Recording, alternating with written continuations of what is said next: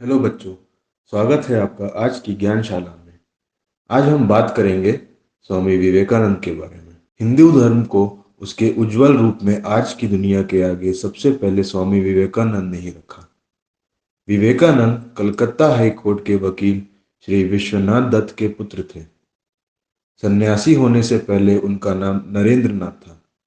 नरेंद्र बचपन में बड़ा ही निडर था।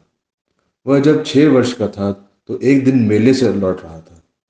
रास्ते में उसने एक बच्चे को घोड़ा गाड़ी की चपेट में आते देखा। उसने फुर्ती से दौड़कर तुरंत ही उसे एक तरफ खींच लिया। नरेंद्र नाथ जब कॉलेज में पढ़ता था तभी उसके मन में ईश्वर के सच्चे स्वरूप को जानने की इच्छा प्रबल हो गई। वह कुछ दिन ब्रह्म समाज के उपदेशों में भी जाता रहा। तभी अचानक वह श्री रामकृष्ण परमहंस के संपर्क में आया। परमहंस जी ने एक दिन उससे एकांत में कहा, तू कोई साधारण मनुष्य नहीं है, तेरे हाथों जगत का कल्याण होना है। उनके ये शब्द नरेंद्र नाथ की आत्मा में गूंजने लगे। कुछ दिन बाद नरेंद्र नाथ ने परमहंस जी से सन्यास की दीक्षा ले ली।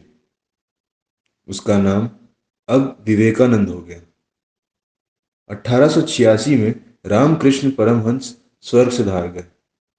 विवेकानंद ने 2 वर्ष तक धर्म ग्रंथों और दर्शन शास्त्र का अध्ययन किया। इसके बाद वे देश भ्रमण के लिए निकल पड़े।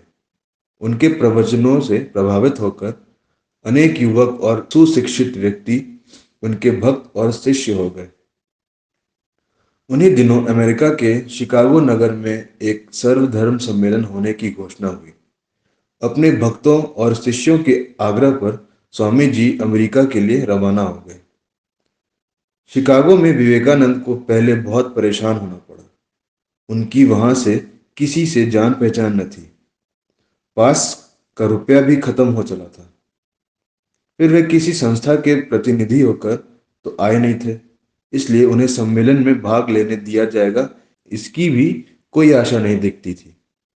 पर तभी उनकी भेंट हार्वर्ड विश्वविद्यालय के एक प्रोफेसर से हो गई। वह उनसे बातचीत कर बहुत प्रभावित हुआ। उसी की कोशिशों से स्वामी जी सम्मेलन में भाग ले पाए। सम्मेलन में उपस्थित प्रतिनिधियों में वे सबसे छोटे थे।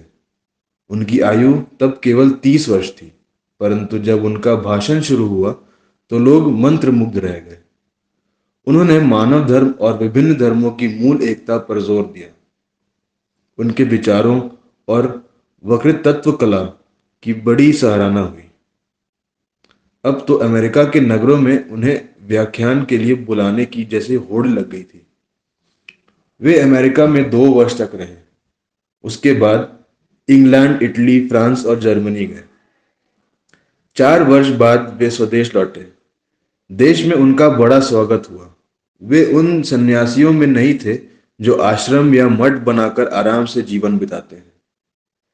विवेकानंद जीवन का सबसे बड़ा लक्ष्य मानव सेवा मानते थे। इस उद्देश्य को सामने रखकर उन्होंने रामकृष्ण मिशन की स्थापना की। कलकत्ता में जब प्लेग फैला तो स्वामी जी और उनके शिष्यों ने लोगों की बड़ी सेवा की। इससे रामकृष्ण मिशन बहुत ही लोकप्रिय हो गया। स्वामी जी केवल 39 वर्ष जिए, पर उनका नाम और उनका काम सदा अमर रहेगा।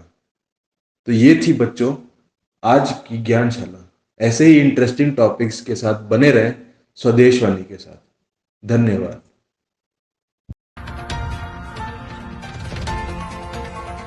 स्वदेश वाणी।